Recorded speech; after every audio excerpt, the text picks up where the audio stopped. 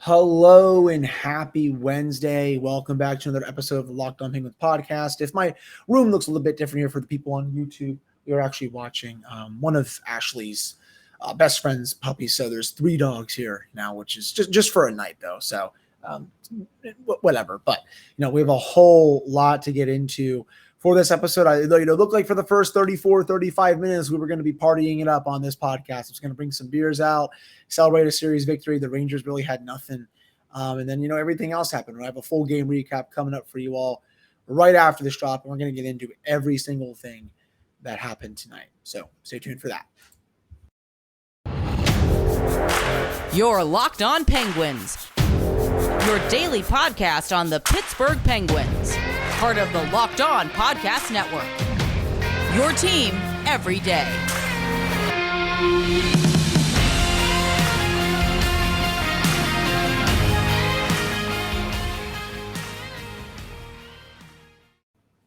Hello and welcome back to another episode of the Locked On Penguins podcast. I am your host, Hunter Hodes. Remember to follow me on Twitter at Hunter Hodes. Follow the show's Twitter at @LO_Penguins. And of course, thank you all so much for making this your first listen of the day. Rangers 5, Penguins 3. And for a while, it did not look like this was going to be the case. I loved how the Penguins started this game. That first period, the Rangers had nothing for them.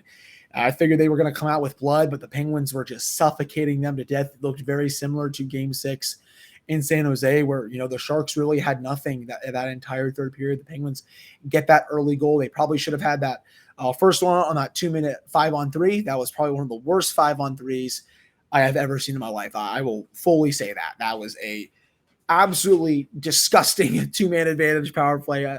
It took them basically a minute and a half to get a shot on net. I have no idea what that was. That's unacceptable for a team that's facing elimination. You have a chance to really jump out on them, not even 3 minutes in. You got to do that. I know the Penguins, they were able to get that goal from Jake Guentzel, who continues to defy laws at this point. Again, the fact that people were wanting to trade him after a couple of postseasons where he struggled, which were very small sample sizes, which compared to a regular season, which would be him struggling for 2 to 2.5 weeks, to not score in the regular season. People want to be done. That's their prerogative. He was sensational again tonight. Penguins take that 1-0 lead going into the second period. The Rangers start pushing a little bit, but then Chris Letang makes it 2-0. And I'm like, okay, we're halfway through the game. Just keep this up. The Rangers have nothing for them. That was the reality situation. They were not pressuring the Penguins at all. And then the Jacob Trouba situation with Sidney Crosby happens. And I'm going to give my fairly, try to be unbiased take here. In my opinion, I don't like the hit. It looks dirty when you look at it from multiple angles. I don't think Jacob Trouba was intentionally trying to take Sidney Crosby out of the series, but you know what? That was still a gross hit. And, right from that, boom, game changes, Penguins lose. Just a minute after he leaves the ice, I kept saying to myself, get out of the second period, get out of the second period. You can take this 2-0 lead into the third and then maybe play some better defense. And that was not the case. Mike Sullivan made a very rare blunder in this series. He put Jeff Carter in that Sidney Crosby spot. Adam Fox scores. A couple minutes later, Rangers tie it 2-2. And then Carter goes back out there again for another shift with Jake Guentzel and Brian Rust. Gets walked by Trouba, which is just basically a bannable offense at this point. And boom, the Rangers take the lead. I know Jake Guentzel was able to tie the game 12 seconds later. That was really nice. But, all of that could have been avoided. Well, all of that probably would have been avoided if Sidney Crosby does not get cheap shotted by Jacob Trouba. That's a play. If he's out for Friday's game, and if he's potentially out for a Sunday game, if the series goes to Sunday, that is a play that can change a series. And it stinks because Sid was playing so well these playoffs. Hell, he was the best player in the playoffs. And of course, he gets headshotted. And, the biggest threat in my mind is a concussion, just because he's had so many of them throughout his career. And, it's robbed him of so many games and so many potential great moments. This is a perfect what if story for the Penguins. If Crosby probably does not get hurt there by Trouba, I do think the Penguins win this game. I don't think they allow those 2 goals when they were pinned in the zone by 50 seconds by Adam Fox in their top line, and then the third goal with Jacob Trouba when Carter was out there. Crosby makes those plays. He doesn't get walked by him, and Crosby's probably able to clear the puck on that first goal. I think the Penguins easily skate out to a 2-0 lead after the second period, and I think they probably win the game if he stays healthy. It just, understand that those are the breaks in sports at times. It's a very unfortunate situation. Again, I'm not really going to sit here and make excuses for the Penguins. They had their opportunity to win that game with 25 minutes left. You can't let that get to you. I know the Rangers were really pushing, but to allow 3 goals in that minute and that short amount of time and to play a little brain dead, again, like that's not good enough for the Penguins. And, credit to them, they were able to recover and Jake Guentzel was able to score, but third period comes and they take that stupid penalty, Marcus Pettersson, and it looks like they're fully about to kill it, which is great. You would have been 5-on-5 for the rest of the period. Philip Hedl has that shot right in front of Domingue, and it's like, Louis got to make that save. I think if Tristan's in net there, he probably does make that save. It was to his glove side. I know Louis, he catches with his right hand. And, there were a couple goals tonight that I think Louis definitely would have wanted back. The third goal when Trouba hit him, went 5-hole, he's way too deep in his crease. And again, that is the difference between a starting all-star caliber goaltender and Tristan Jarry playing versus an AHL fringe NHL goaltender. I saw weirdos on social media today in my mentions, in other people's mentions saying, well, you got to start Domingue even if Tristan Jarry is not fully ready to go yet. And I'm like, bro, if Tristan is ready to go, I am putting him in this game 100 times out of 100. Honestly, he potentially makes some of those saves, what we saw tonight, especially, again, the third and the fourth goals. I 100% think Tristan stops. Maybe the first goal, maybe, obviously it's the blockers on the right hand. Maybe it's a bit different. The second one, he's not stopping, but I think those last two, he definitely is able to make a save there. He's getting closer. He took part in the morning skate today, which is just massive. I can't say enough how big that is. He's taking real NHL live shots. If he's able to practice on Thursday, go through a full one, take some shots, has the morning skate on Friday, there's the potential that he will be ready to go for that game, which will just be such a welcome development. I mean, obviously, this game hinges on Sidney Crosby's health. I think Taylor Haas of DK Pittsburgh Sports said that he was seen walking out of the arena, did not really look to be banged up or anything too serious. I think Mike Sullivan did say he's being evaluated for an upper body injury. I think Mike DeFabo also took a picture. He just looked, he was just walking out regularly, didn't really notice a limp, but again, it's all upper body. Hopefully, again, it is not a concussion. Hopefully it was mainly just precautionary and all that, and they didn't want him to go back into the game and potentially get concussion-like symptoms. But that was the loss that cost them this game. At the end of the day, I think we are looking at handshakes right now if he doesn't go down with about 25, 26 minutes left in this game. The Penguins were absolutely dog walking the Rangers. They had nothing for them. They were getting no offensive zone time at 5v5. They were absolutely terrible. And then that injury happens, and then all hell breaks loose. That's what it comes down to. If Sid's not ready to go on Friday and Tristan Jarry's not ready to go on Friday, this team might be up a creek for the rest of the series. We're kind of playing with house money right now anyway, because the Penguins have an opportunity to still close this out on Friday, but it gets that much harder if there's another major injury for this team. And it's just, the Penguins, they can almost never get out of their way in terms of injuries. But still a lot more to get to for this episode of the Locked On Penguins podcast. Before we get to some other topics from tonight, you can save time and money when using Rock Auto. Why should you choose to spend 30%, 50%, or even 100% more from the same parts from a chain store or car dealership? Rock Auto is a family business and do-it-yourselfers for over 20 years. The prices are reliably low for every customer. They have everything you can need, from brake parts, tail lamps, motor oil, and even new carpet. You can go explore their easy-to-use website today to find a solution to your auto part needs. You can go to rockauto.com and see all the parts available for your car or truck, and you can write Locked On in their How Did You Hear About Us box so they know we sent you. Amazing selection, reliably low prices, all the parts your car will ever need. Visit rockauto.com. All right, I'm back here on this episode of the Locked On Penguins podcast. I am your host, Hunter Hodes. Remember to follow me on Twitter at Hunter Hodes. Follow this show's Twitter at LO_Penguins. So let's get into some of the other stuff that happened tonight. Let's go into the officiating. I'm not gonna complain like some of these mouth breathing Rangers fans you hear at Madison Square Garden, just being a bunch of idiots for the sake of it. That said, there were some questionable calls. I think both sides. From a Penguins perspective, Jake Guentzel's like bear hug when he went to the box in the third period after Ryan Lindgren literally tackled Evgeni Malkin. Somehow all three of those guys go to the box. I have no idea what Wes McCauley is doing there. And some people tell me that Wes McCauley is a good ref.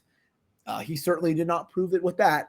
That is for sure. I mean, Guentzel literally came in, put his arms around someone. They send him to the box for roughing. Evgeni Malkin goes to the box for roughing when he's tackled.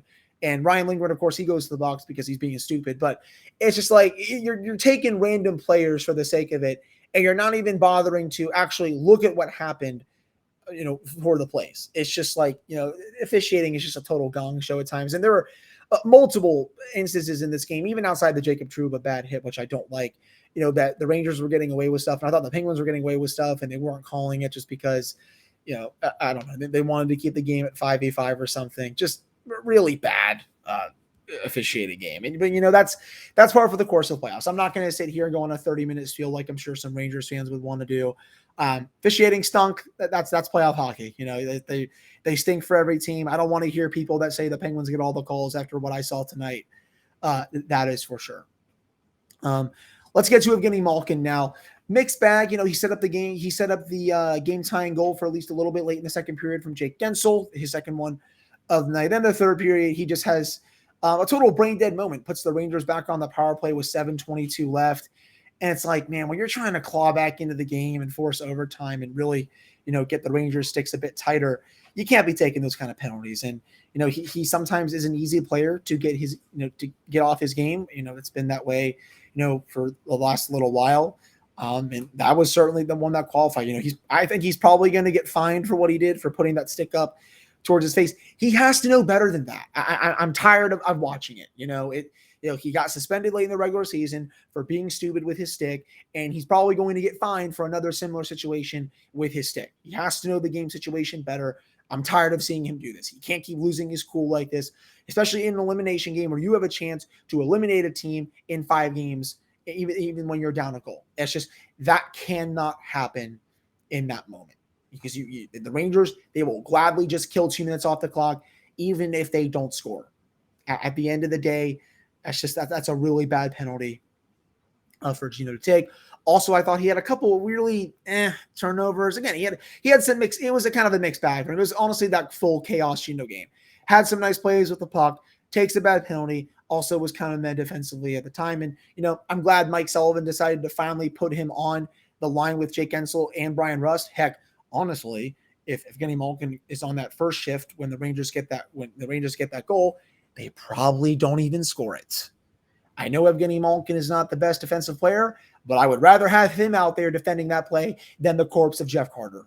He was brutal tonight. I'll get to him in a little bit. But I still probably think the Rangers, I don't think they get back into the game there too if Evgeni Malkin is on that line. That should have been an easy decision for head coach Mike Sullivan to do that.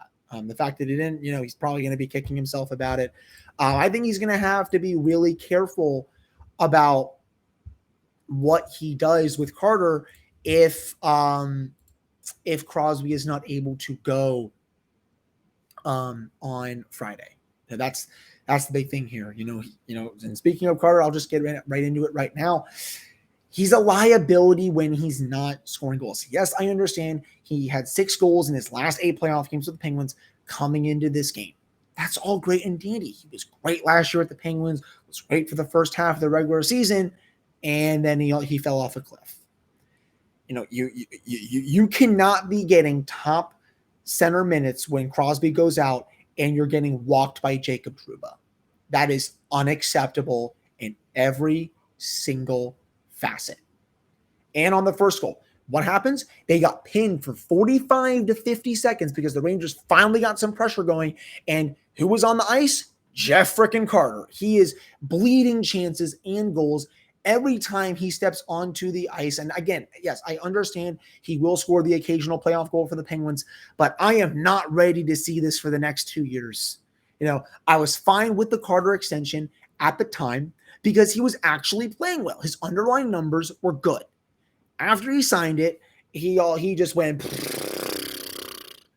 down a cliff, and it's gotten worse in the playoffs. Again, when he is not scoring that timely goal, he is not doing a thing at 5v5 power play penalty kill. I hated when I saw him come over the boards for the extra attacker. He is such a liability right now. It's not good. And again, speaking of that Crosby Guentzel and Rust line, they had almost 80% of the expected goals before Crosby went out. The Rangers were having no answer for that line, and it's really unfortunate that, again, his night had to be cut short, and the Penguins, A, they couldn't win the game without him, and B, they probably do win the game if he's able to stay in the lineup. That's for sure. That wraps up, I believe, the second segment of this episode of Locked On Penguins podcast. Coming up in the third segment, I will get into some other player performances that I noticed tonight.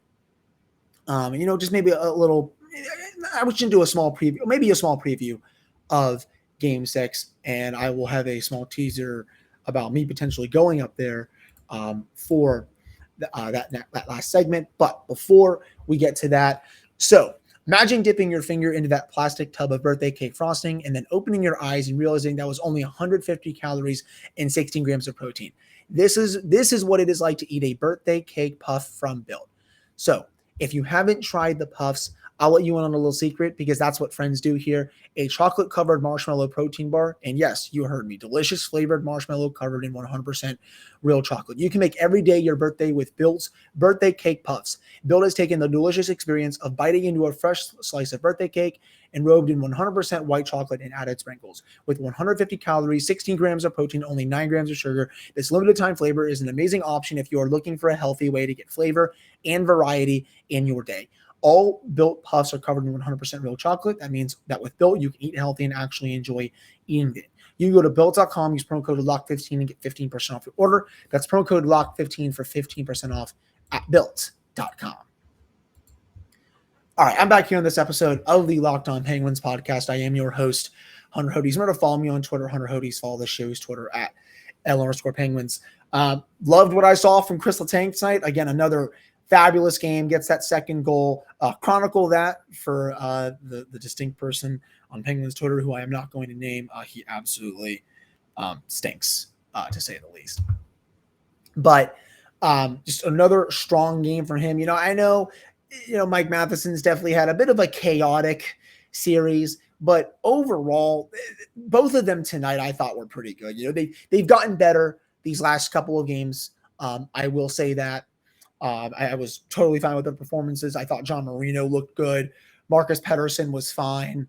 Honestly, all 6 defensive skaters were perfectly fine tonight. I'm not really going to roast anyone on the defense. I will say this: the Penguins actually had a nice crack at that 6-on-5 at the end there, which is something I don't usually applaud because the Penguins are usually so terrible at 6-on-5s. They had 2 or 3 really good scoring chances with the net empty before I think Lindgren had that 5-3 empty net goal. The only reason why it went in was because it ricocheted off of Guentzel and rolled into the net. But Rodriguez had a chance right at the door mouth. I believe it was deflected off a Ranger stick over the net. If that's not deflected, that's an easy goal. I think there's a play from Brian Rust from behind the net that almost went in past Shesterkin. I think there's another play from the point that they almost had. The Penguins, they actually had some chances there without Sidney Crosby at the end to send that to overtime. I was really impressed with that 6-on-5. Again, the Penguins usually stink at those situations. So, to see that, I guess that's maybe a little of a nice thing going into Game 6. And, speaking of Game 6, the Penguins cannot let this series go back to New York. It will be bad vibes all around. You have to close this out on Friday. And yes, I know I've talked about going to a game in Pittsburgh for the first time since I started recording this podcast. I am very, very close to, I think, buying tickets for Game 6. I have to talk to my girlfriend. She was mentioning it about the possibility of it today. we just got a puppy about 3 to 4 weeks ago. Maybe we can bring him and he can, stay in our hotel and stuff. I am very tempted to go to Game 6 with the record I have right now. The last 3 Pens games I've been to, they've won. Before that, they've lost 2 in a row. And obviously they got to hope that Sidney Crosby is okay. That's the first and foremost biggest thing. And hopefully they can get back Tristan Jarry. It's all going to be up to, does he fully practice with the team on Thursday if they have a practice session? That's going to be the big update there. I would love if he's back in the net. That would be such a big boost. Rickard Rakell, he's getting close. I would have to think he's back for that game. No update on Brian Dumoulin. The Penguins just need to stop losing bodies. And I know that's basically a foreign concept for the Penguins at this point because they've just been getting banged up all around at this point. It's hilarious that I shouldn't even say it's hilarious. It's crazy that every single big game that they have, there's just another injury. I'm honestly just kind of sick of it at this point. But there's just you gotta forecheck the way you were forechecking those first 35 minutes. You got to take away the neutral zone. There was no space for the Rangers at all. That's that's probably the biggest thing the Penguins have to do if they want to close this series out in Pittsburgh. You got to give them no space. At the end of the day, the Rangers had nothing those first 34 to 35 minutes because the Penguins were doing such a great job of coming out of their own zone and going from defense to offense really quickly and not giving the Rangers an opportunity to start their cycle in the Penguins defensive zone. Right when Sidney Crosby goes out, that all goes out the window because there's different players on different lines. And, they couldn't adjust fast enough. And, that all it took was a 50 to 55 second shift and boom, the game is tied and all that jazz. So the Penguins, again, they have to come out with that same start, play like a nice road period, maybe get a goal or two, get in Shesterkin's head because obviously this game is going to be in Pittsburgh. I honestly did not even think Shesterkin looked that good tonight. They beat him 3 times. If Crosby's in the lineup, again, that's probably enough to win the game. I'll be curious to see if the Penguins can close this out on Friday. As long as Louis Domingue is in the net, though, the series is not over. I'll say that even if Tristan Jarry's in the net, a 3-1 lead is always dangerous. The Rangers definitely got some momentum from this win, and they're going to be coming out with blood potentially in Pittsburgh to try to send this series back to Madison Square Garden for a 7th and final game of this series. The Penguins, they can't let that happen. It'll be bad vibes all around if the Penguins lose that game on Friday. But not freaking out. It's my mood will definitely be swayed by the update with Sidney Crosby. I'm potentially going to be at that game on Friday. If you are going to be there, just reach out to me, let me know. We can if I'm going, I can definitely meet up with you people and all that stuff. I would love to meet some people that listen to the show, but we'll see. I have to talk to my girlfriend and see if she wants to spend the money for the tickets and stuff. She was definitely open to it today, but we'll see on that front. So I know it's a loss, but they still got another chance on Friday. It's going to be a raucous crowd at PPG, I'm sure. And, we'll see if the Penguins can close it out for that game, to say the least. But that'll do it for this episode of the Locked On Penguins podcast. Thank you all so much for listening and supporting the show during the playoffs. Let's see if they can close it out for a second time. Or I screwed that up. Whatever. Let's see if they can close it out again on Friday. I'll talk to you all on Thursday.